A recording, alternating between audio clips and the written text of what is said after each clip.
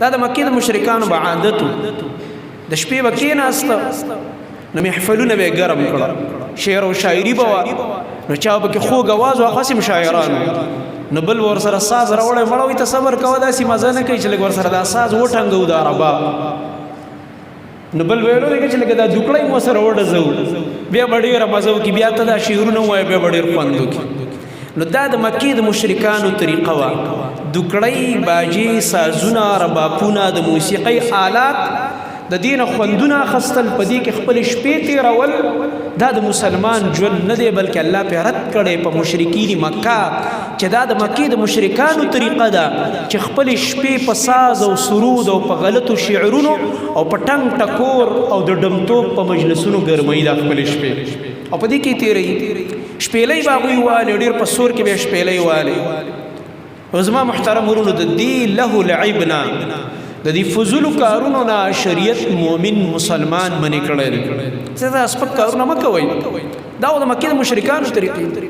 دې وجې نه شریعت موږ باندې دا پابندي هم لګولې ده رسول الله صلی الله علیه وسلم فرمایلي که نه چې د ماسخوتن لمونځ نه بعد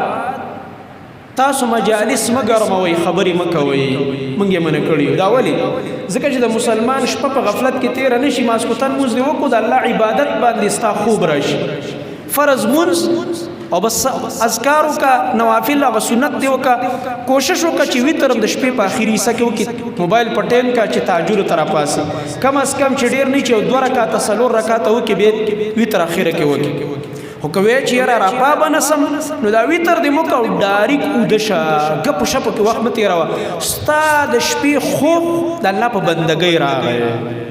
او ورځ دې په څه ختمه شوه د الله په عبادت ختمه شوه نو دې نه بعد چې ته اوس دلته د فرض مونځ کو عبادت دې کو هلته لګې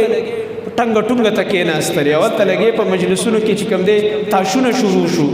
او نورې لوفریانې شروع شولې او غیبتونه شروع ځان له دې طبعي وکتله په ښایسته طریقه دې ورځ ختمه شوه په خپله دې خراب او ترابه کړه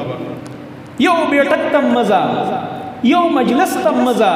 د خپل ژوند قدر وکړه په وخت اوده شه چې په وخت سهار لمونځ ته راپاسې اول د تهجدو نیت وکړه که دا نه وي سهار د جمع نیت خو وکړه که نه